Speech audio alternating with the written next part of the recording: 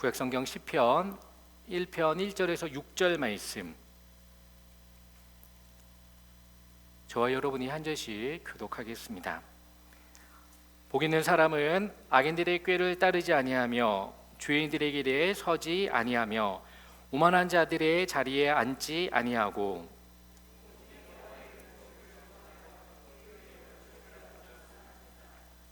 그는 시냇가에 심은 나무가 철을 따라 열매를 맺으며 그 잎사귀가 마르지 아니함 같으니 그가 하는 모든 일이 다 형통하리로다.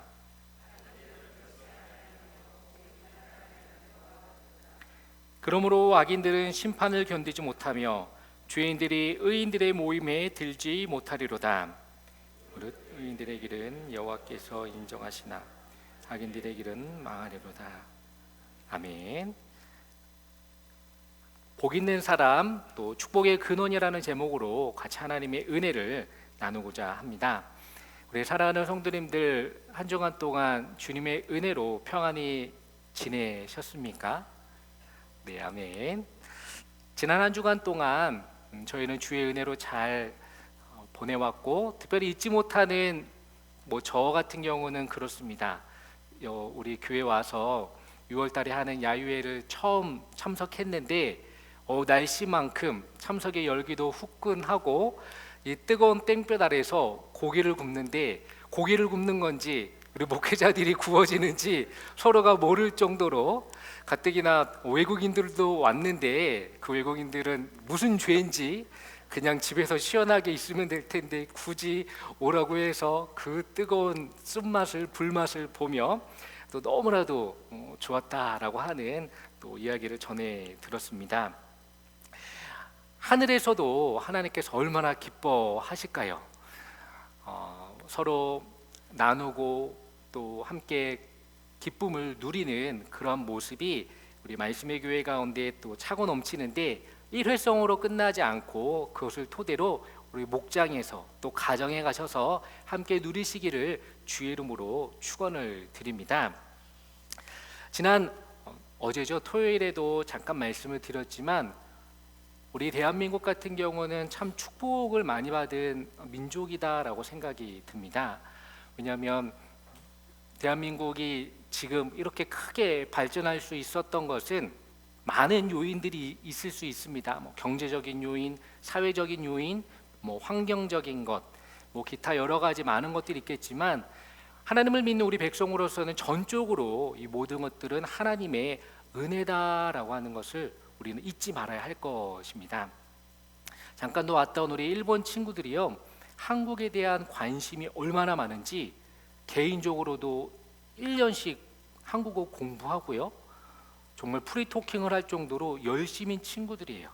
19살, 20살 된 친구들인데, 참 저랑 같이 단짝으로 지냈던 그 아키토 하는 친구도요, 저랑 처음에는 서먹서먹했는데 한류 문화가, 한일 관계가 이렇게 정상적으로 이루어지다 보니까 서로 공감하는 게 많아지고, 또 저를 또 마지막으로 또 보고 가고 싶다고 본인은 그렇게 얘기하겠지만 하나님께서 그 마음에 감동을 주시지 않았을까. 제가 지난주는 삼겹살 파티가 있으니까 오라고 적극적으로 웰컴을 했지만 오늘은 웰컴할 게 좀 없었거든요. 또 더군다나 밤에 비행기를 타고 가야 되는데 쇼핑할 게 얼마나 많습니까. 그런데 왔어요. 참 마음이 감동스럽고, 비록 넌 크리스찬이지만 그렇게 하나님의 복음이 한번 심겨지면 반드시 하나님의 은혜가 그 친구에게, 그 민족들에게 이루어질 줄로 믿습니다. 기독교 역사는 우리보다 더 앞섰다라고 우리는 알고 있습니다. 우리 대한민국의 기독교보다 200년이나 앞선 그런 나라이지만 정책으로 말미암아 안타까움이 있죠. 그래도 그곳에서 신앙을 지키는 사람들이 있는 것을 보면 그 기도가 또 지금 이루어지고 있는 것을 봅니다.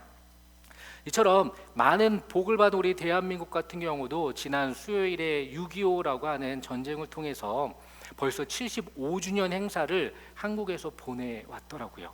그때 우리나라가 참 감사해야 될 많은 나라가 있겠지만 한 번 더 언급드리면 이 땅에 살고 있는 캐나다 이 나라에도 우리가 감사를 좀 표해야 되지 않을까. 예전에는 16개국이 참여했다 하지만 지금은 조금 더 늘어났죠. 21개 국가가 참전을 해서 그 조그마한 땅덩어리를 위해서 희생하고 전투했던, 좀 조사를 해보니까요, 한 2만 7천 명의 캐나다 군인이 참전을 했대요. 그리고 500여 명이 전사하고 몇천 명이 부상을 입고, 500여 명이 전사했다라는 것은 1,000명의 양가의 부모님들이 자식을 잃었다라는 거죠. 그 얼마나 슬픈 현실입니까? 자기네 나라의 전쟁도 아니에요. 저 미지의 땅, 저 극동아시아에 있는 조그만한 그 나라에 참전을 해서 지금같이 얼마나 덥습니까? 그 나라를 위해서 같이 싸워줬던 것을 보면 이 또한도 하나님의 은혜고, 그러하기 때문에 그 은혜가 지속적으로 지금까지 와서 우리는 오히려 거꾸로 캐나다 땅에 와서 지금 우리가 은혜롭게 살고 있습니다. 오늘의 말씀의 키포인트는 그 하나님의 축복입니다. 그 축복의 근원이 어떻게 흘러나오는가, 아니면 그 축복은 우리가 어떻게 하면 받을 수 있는가라고 하는 축복의 귀한 말씀을 전하고 듣기를 원합니다. 이 시간 주님의 축복이 저와 여러분 가운데 넘치시기를 주의 이름으로 축원을 드립니다. 이런 말씀 많이 들어보셨죠? 세상에는 오복이 있다라고 합니다. 갑자기 도덕 시간이 된 것 같은데, 저는 이렇게 잘 외우지를 못해가지고 슬라이드를 이렇게 하나 준비를 해봤습니다. 오복인데요. 보시면은 한자말도 있지만 수가 있습니다. 오래 사는 거죠. 장수입니다. 두 번째는 재물의 부유함이에요. 부가 있습니다. 세 번째는 강령, 건강과 평안이에요. 네 번째는 유호덕, 도덕적인 삶, 덕이 있는 것을 네 번째 복이라고 하고, 다섯 번째는 고종명, 쉽게 말해서 편하게 죽는 것으로 예전 우리의 선조들 유교 문화권에서는 이것을 지극히 큰 다섯 가지의 복으로 여겼습니다. 자, 여러분 한번 골라보십시오. 어떤 복을 원하십니까? 일단 오래 살고 봐야겠죠? 근데 좀 가난하면은 그 사는 게 힘들겠죠? 부도 필요합니다. 근데 오래 살고 부도 있지만 좀 몸이 편찮아서 좀 아프면 힘들 것 같아요. 강령도 해야 됩니다. 근데 성격이 정말 괴팍스러워서 주변에 사람들이 없으면 혼자 사는 것만큼 외로운 것도 없습니다. 덕도 있어야 됩니다. 그리고 마지막에는 아프지 않게 편하게 죽는 삶. 인간의 욕심은요 끝도 없어요.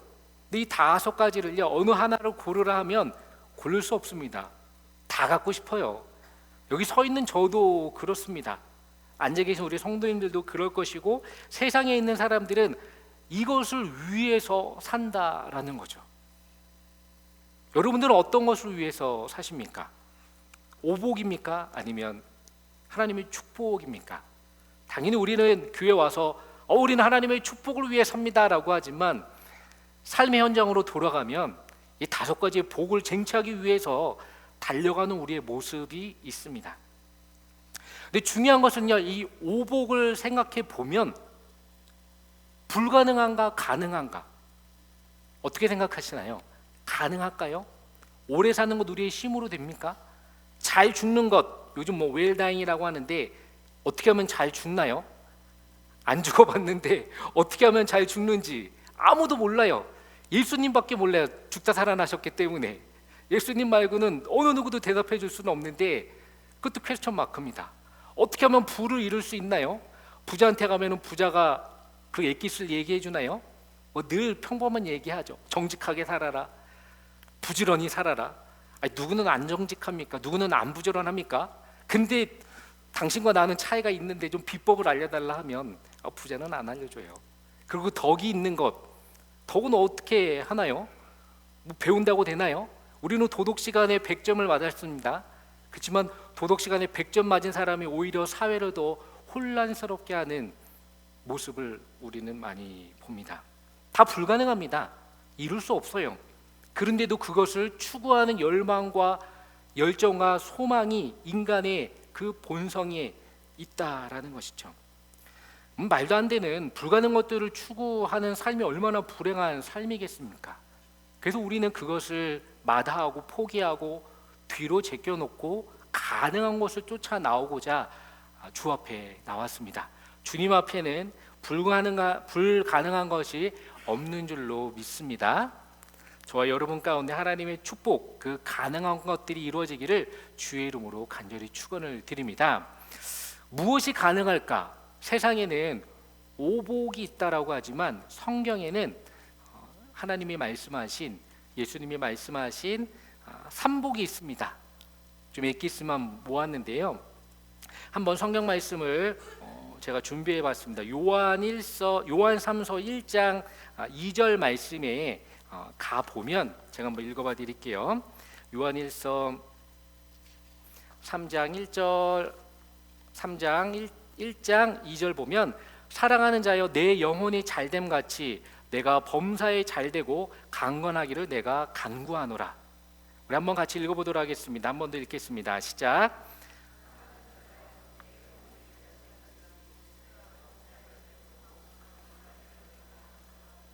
아멘. 이렇게 될 줄로 믿습니다. 이렇게 쪼개 보면 세 가지가 나오는 것이죠.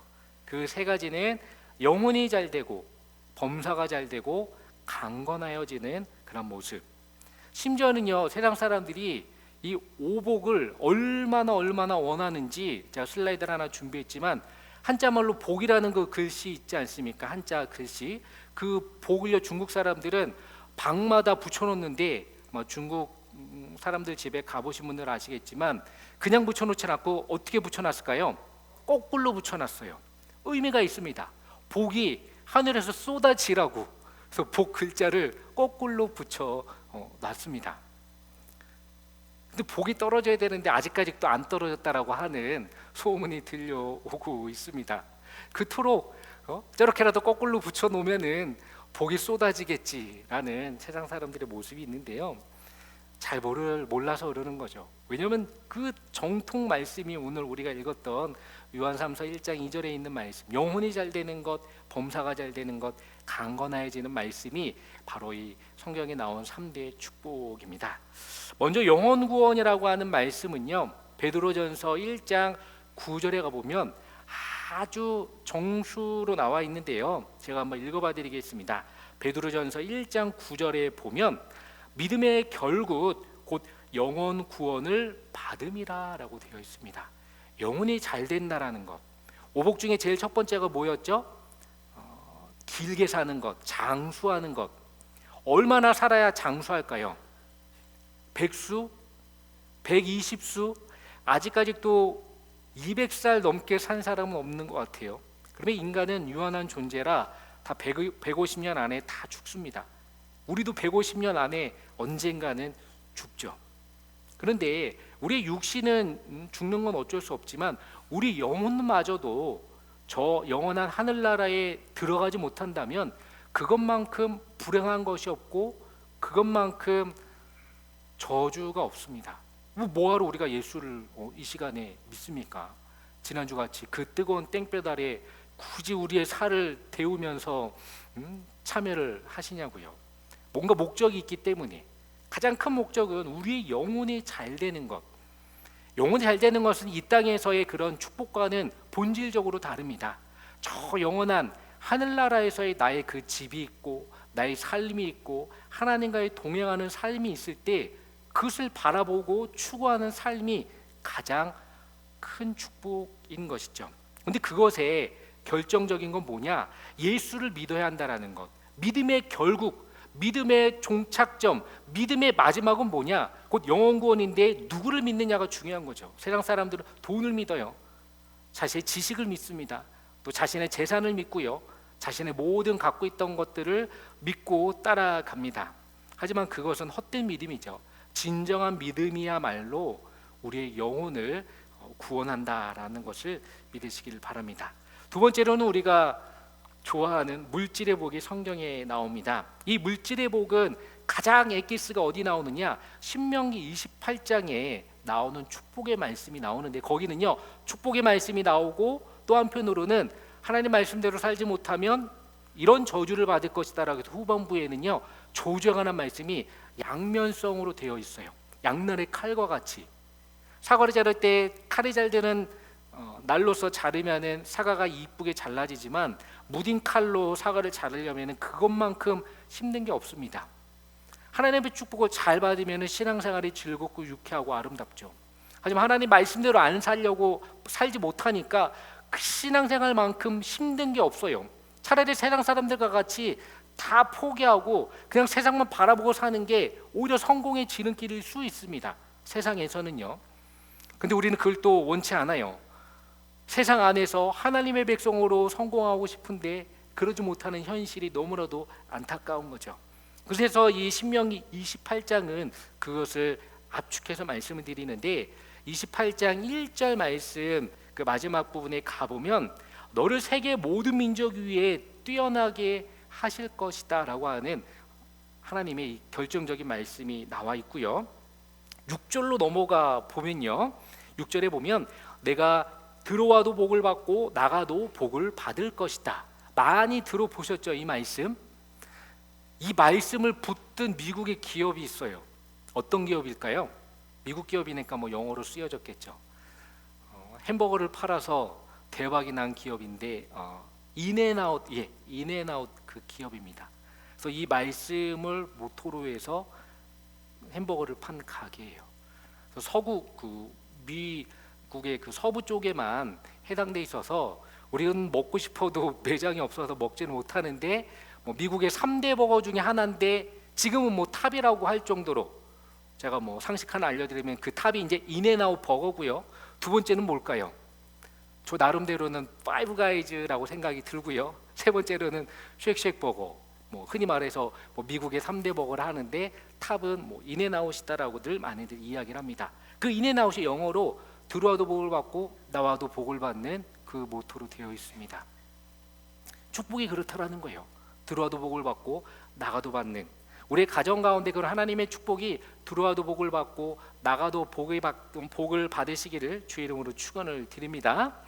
그럴 때요, 우리를 힘들게 하는 그 많은 악한 영들이 있죠. 7절에 가보니까요, 그 7절의 마지막 부분에 보면 한 길로 치러 들어왔으나 내 앞에서 7길로 도망간다.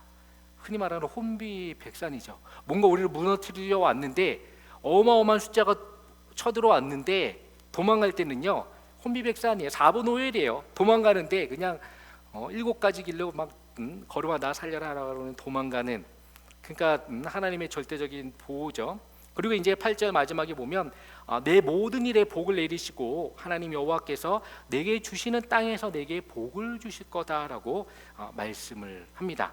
그러니까 이제 저 영원한 천국에서만 영생복락 누리는 그런 복으로 주시는 것이 아니라 이 땅에서 들어와도 나가도 복을 받게 하시는데 그 땅에서 우리에게 복을 주신다라는 이 말씀 믿고 나아가시는 저와 여러분에게를 간절히 축원을 드립니다. 그래서 세상 사람들은요, 아까 말씀드렸듯이 이 오복이 약간 실현 불가능할 것 같으니까요, 지금은 그 오복이 좀 바뀌었어요. 세 번째, 네 번째 바뀌었는데, 세 번째는 아까 강령이라고 했죠. 건강과 그런 평안이라고 했는데 그것을요 바꿉니다. 뭐로 바꾸냐? 자손이 중대한 것, 자녀를 많이 낳아서 자녀가 많아지는 것이 복이다라고 자손 중다라고 하는 용어로 바꿨어요. 한때는요 인구가 많은 것이, 가족이 많은 것이 축복이었죠. 근데 요즘은 어떻습니까? 인구가 많아지나요? 저출산 시도로 말미암아 자녀를 낳는 것, 가족이 늘어나는 것이 오히려 짐이 되고 힘들어지는 세상 가운데 사람들은 그것을 축복으로 여기지를 않는 모습이 있습니다. 그리고 유호덕, 덕이 있죠. 덕스럽게 사는 것이 사람들은 그리 쉬운 것이 아니라는 것을 알므로 인해서요 그들은 그거를 바꿨어요. 뭐로 바꿨느냐? 뭔가 사회적 지위와 그런 명예를 얻는 것이 복이다라고 생각을 합니다. 그래서 그 명예를 얻기 위해서, 높아지기 위해서 온갖 세상에 더럽고 추악한 방법으로 누구를 짓누려고 하고요, 무너뜨리려 하고요, 나아가 올라가려고 하는 모습으로서 사는데, 그것을 세상 사람들이 볼 때는 또 하나의 귀한 복이다라고, 귀라고 여기는 모습이 있습니다. 생각해 보십시오. 사람들이 변하지 않는 것은 절대적인데 그것을 추구하면서 살아왔더니만 이건 아닌가 보다 하고 바꿔요. 바꾼다라는 것은 오리지널이 아니죠. 오리지널은 변하지 않습니다. 하나님 말씀이 틀렸다라고 해서 목사님들이 뭐 성경을 바꾸고 이것도 바꾸고 저것도 바꾸고 그러나요? 아니에요. 예수님 시대 이후로 제자들이 전했던 그 말씀 그대로 우리 목회자들이, 주의 종들이 전합니다. 오리지널이기 때문에 그래요. 시대가 몇천 년이 흘러왔는데 바뀔 수 있어요. 오복도 바뀌는데요. 예수님의 말씀, 성경의 말씀이 시대와 맞지 않으면은 바뀌어야 되는 것 당연하죠. 세상은 다 바뀌는데요. 포스트 모던이라고 해서 정답이 없는 시대에 살고 있는 이때에 성경만 안 바뀐다? 거꾸로 생각해 보면 성경이 진리이고 하나님의 말씀이 진리임을 기억하시기를 바랍니다. 그래서 그 성경의 진리의 말씀을 그대로 지키면요, 들어와도 나가도 복을 받는 하나님의 축복이 임한다라는 것이죠.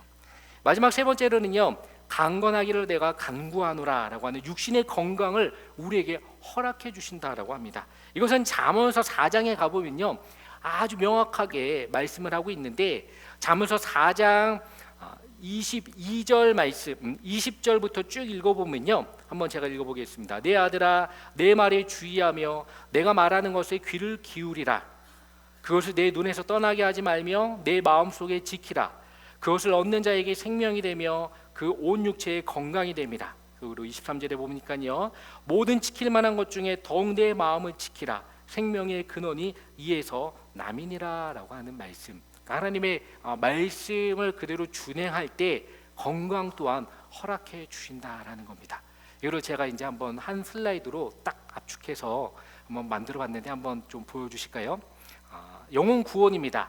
우리 베드로전서 1장 9절 같이 한번 읽어보도록 하겠습니다. 시작.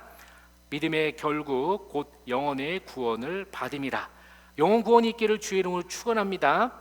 두 번째로 물질의 부입니다. 우리 신명기 28장 1절입니다. 앞부분만 같이 읽겠습니다. 시작. 내가 내 하나님 여호와의 말씀을 삼가 듣고 집중해서 주의 깊게 지금같이 말씀을 듣는 이 모습 그대로 지속적으로 들을 때 우리에게 물질의 부를 허락해 주시는 줄로 믿습니다. 마지막 세 번째로 육신의 건강입니다. 4장 20절 같이 읽겠습니다. 시작. 내 아들아, 내 말에 주의하며 내가 말하는 것에 내 귀를 기울이라. 아멘. 하나님의 말씀만 잘 들어도요, 잘 믿어도요, 육신의 건강을 허락해 주신다라고 하는 것입니다. 이처럼 하나님의 사랑을 받은 저와 여러분 가운데 영혼과 또 우리의 물질과 또 우리의 건강의 축복이 차고 넘치기를 주의 이름으로 간절히 축원드립니다. 성경에는 이 외에도 많은 복이 있습니다. 하나님의 그 축복이요, 불과 다른 성경에도 가지 않아도 창세기 1장에만 가도 5대 축복이 나와요. 시간상 길어서 창세기 1장 28절에 있는 것을 숙제로 한번 읽어보시고요, 신약 성경으로 와보면 예수님이 직접적으로 하신 산상수훈으로 하신 말씀 중에 하나가 뭐냐, 8가지 복을 말씀하셨어요. 이 시간도 그 8가지 복은 논할 수가 없습니다. 길기 때문에요. 그렇지만 여러분들이 꼭 한번 예수님의 8복을 한번 읽어보십시오. 얼마나 우리 마음속에 귀한 은혜가 넘치는지. 그렇다고 한다면 오늘 저와 여러분 가운데 하나님께서 주시는 이 말씀을 통해서 우리는 영혼이 잘 되고 범사가 잘 되고 강건해지는 그런 말씀을 듣고 깨닫는데, 조금 더 구체적으로 우리는 어떠한 행동 양식을 가지고 나아가면 하나님의 귀한 복을 얻을 수 있을지 결론의 말씀으로 말씀을 전하고 마치려고 합니다. 첫째로는요, 이 하나님의 말씀은요, 듣는 자에게 있어서 반응하는 역사가 나타난다라는 거예요. 그 반응하는 역사는 무엇이냐? 뭔가 주 앞에 심고 거둠의 역사가 있다라는 거죠. 사도 바울이요, 고린도 교인들에게 말씀을 전합니다. 그리고 그 고린도 교인들에게요, 고린도 후서 9장에 가보면 그들에게 있어서 이제 뭔가 동참하는 부분을 권면을 해요. 무엇을 동참하냐? 너희가 선교회, 너희가 다른 어려운 교회에, 특히 예루살렘 교회에 후원하는 것을 좀 적극 동참하기를 원한다. 또 다른 선교회에 동참하기를 원한다라고 이 사도 바울이 고린도 교인들에게 권면을 하는데, 그것이 그 교회에, 그 교인들에게 축복이 되는 말씀이었어요. 고린도후서 9장 6절에 가보면 이것이 곧 적게 심는 자는 적게 거두고 많이 심는 자는 많이 거둔다 하는 말이로라 라고 하는 그 말씀을 교인들에게 전해요.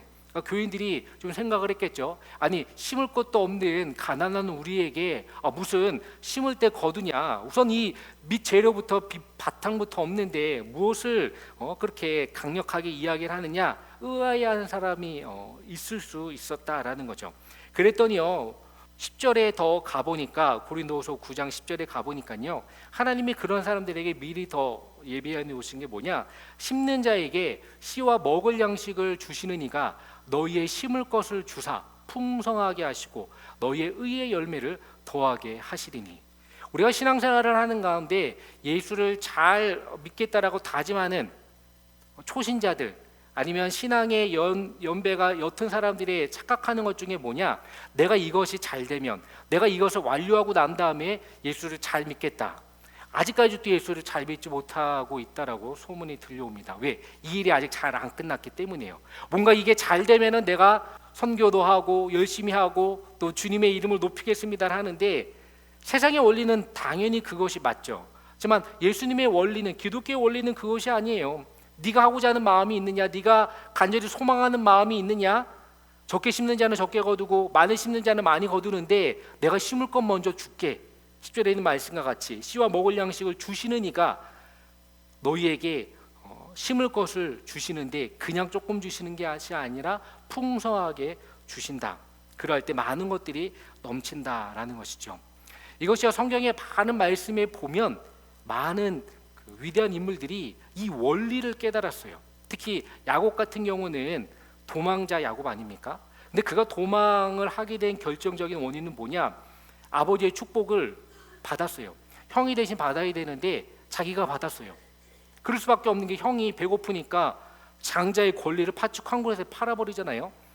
근데 이 야곱은요, 그 하나님의 축복의 권리, 장자의 권리가 얼마나 큰 축복인지, 뭐 문서로 보이는 것도 아닙니다.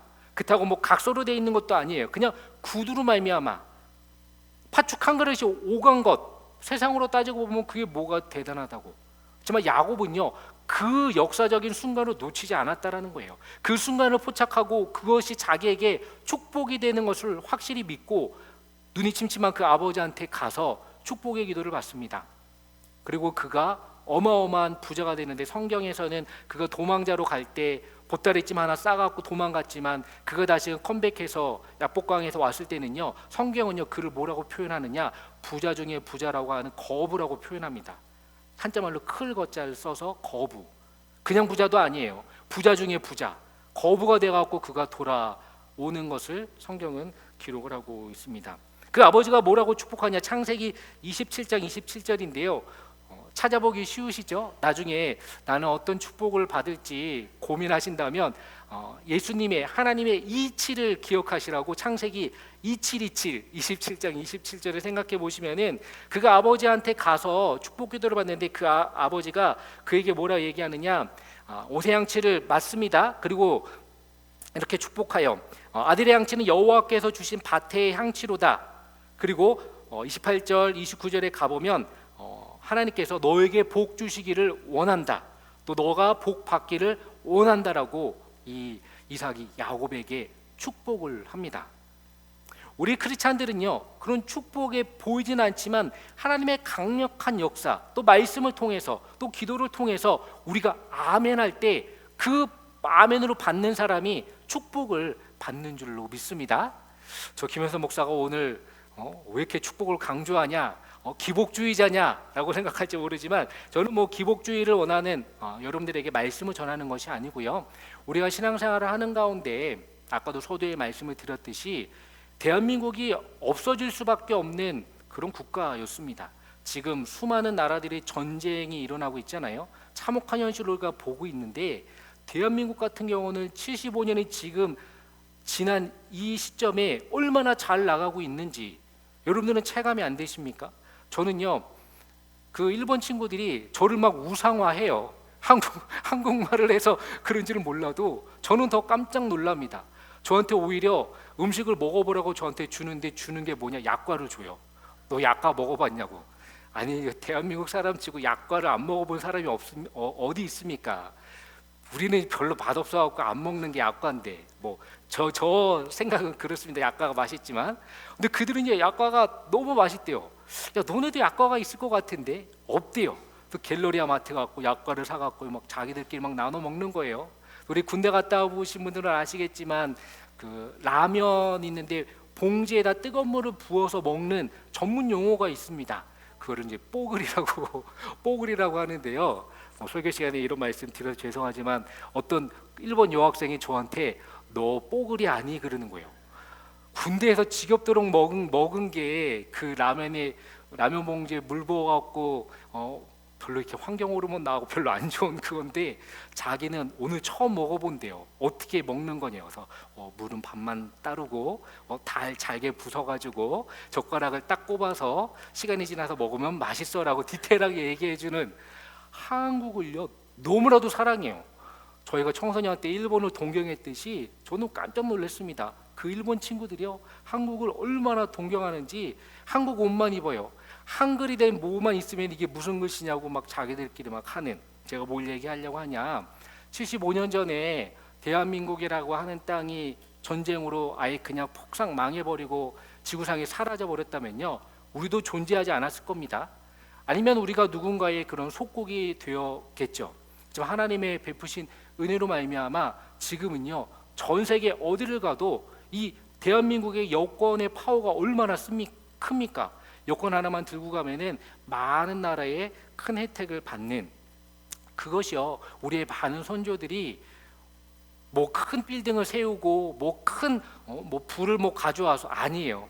자녀들을 위해서 나라와 민족을 위해서 기도한, 또 그 땅 가운데 축복이 넘치기를 원합니다라고 하나님의 말씀을 받은 우리 선조들의 그 기도의 결과를 우리가 누리고 있다라는 거죠. 근데 우리만 여기가 좋사오니, 나만 잘 먹고 잘 사면 좋사오니라는 것이 아니라요 그 축복의 통로로서 우리가 그걸 흘려보내야 돼요. 그러니까 우리의 자녀들도 잘 챙겨봐야 될 것이고요 또 우리의 가족들도 잘 챙겨봐야 되는 축복의 믿음의 원리를 우리가 잘 간파해야 된다라는 겁니다. 그럴 때요 가장 큰 고난을 받았던 욥 아시죠? 그 욥은요 인간이 겪을 수 있는 많은 고통 중에 제가 볼 때는 최고의 고통을 받은 사람이에요. 자신의 모든 재산도 다 빼앗기고요 심지어 자녀도 죽고요 본인은 또 피부병에 걸림으로 말미암아 정말 고통스러운 가운데 살았습니다. 그것이요 욥기서 41장까지 심지어 와이프도 그렇고요 친구도 그렇고요 5만 가지 소리로 이 욥을 뒤흔들어 놓습니다. 그래도 욥은요 하나님을 끝까지 바라봐요. 그랬더니 마지막 한 장에 가서 얼마나 전세 역전이 일어나냐, 욥기서 42장에 가보면 그가 하나님에게 큰 축복을 받죠. 그 축복을요 많은 우리 목회자들이 뭐라고 표현하느냐, 갑절의 축복이다라고 표현을 합니다. 저와 여러분 가운데 욥과 같이 갑절의 축복이 넘치기를 주의 이름으로 축원을 드립니다. 그래서 그런 복을 그냥 저는 있는 그대로만 말씀을 드리는 거예요. 제가 뭐 만들어낸 거를 이야기한다면 기복주의자가 되겠지만 성경에 있는 것, 왜냐하면 우리가 지금 그런 것들을 관가하고 그냥 내 앞에 펼쳐진 의식주만을 바라보고 살아가고 있지는 않는지 한번 중간 점검을 체크하고자 드리는 말씀이죠. 그래서 마지막으로는요 그것에 가장 결정적으로 아브라함 같은 경우를 보시면요 그가 사랑하는 독자 하나밖에 없는 그 아들을 하나님께 드립니다. 이것이 구약 성경에는요 정말 놀라운 사건으로 나타나요. 그리고 신약 성경으로 넘어가 보면 또 하나의 아들이 하나님께 바쳐지는 사건, 우리가 잘 알고 있는 예수님의 죽음과 부활의 사건이 나옵니다. 근데 구약 성경에는요 아브라함의 아들을 독자라고 표현합니다. 그래서 하나님께서 너가 사랑하는 독자 아들을 나에게 바쳤구나. 그리고 우리가 요한복음 3장 16절에 가보면 독생자를 우리에게 주셨다라고 하는, 독자랑 독생자라고 하는 독특한 단어가 구약과 신약 성경에 나옵니다. 그런데요 저는 오늘 이 독생자에 대한 부분을 잠깐 말씀드리고 마치려고 하는데, 독생자는 독자랑은 좀 달라요. 독자는 우리가 흔히 말하는 하나밖에 없는 그 아들이에요. 얼마나 귀합니까? 아브라함이 그 아들을 하나님께 드렸다라는 것 대단해요. 그로 말미암아 이 아브라함의 그 자손 후손들이 지금 이 온 지구상에 다 있는 거이지 않습니까? 근데 그 하나님의 아들 예수 그리스도는요 독생자예요. 독자보다 조금 더 다른 유니크한 표현이 뭐냐? 거기에 이제 한자말로 날생자가 들어가 있죠. 많은 해석이 있습니다. 근데 중요한 것은요, 하나님의 하나밖에 없는 아들이자 또 하나님과 같은 생을 가지고 있고 또 살아있는 아들이고 또 죽지 않는 아들이고, 하지만 하나님의 아들 예수 그리스도를 우리를 위해서 보내주셨다라는 거죠. 그래서 그를 믿는 자는 하나님께서 그에게 큰 축복을 허락하신다. 오늘 본문의 말씀을 한 번도 언급하지 않은 이유는 우리가 늘 보았던 말씀, 시편 1편 1절에서 6절은요, 예전에 여름 수련회 가면 우리 청소년 때 같은 경우에 가보면 밥 먹기 전에 밤 요절로 외워야지만 밥을 먹을 수 있었던 그런 요절이어서 우리 성경책을 안 펴봐도 잘 아는 말씀입니다. 하지만요, 이 설계 말씀을 듣고 오늘 다시금 이 본문의 말씀을 한 번 더 읽어보잖아요. 그러면 우리에게 주시는 하나님의 귀한 은혜와 감동이 있습니다. 1절에 어떻게 시작하냐 잘 아시듯이 복 있는 사람은 이라고 시작을 하죠. 우리 같이 한번 1절에서 6절 한 번 더 읽고 또 마치도록 하겠습니다. 우리 본문의 말씀 시편 1편 1절에서 6절 말씀 우리 같이 한번 읽도록 하겠습니다. 시작.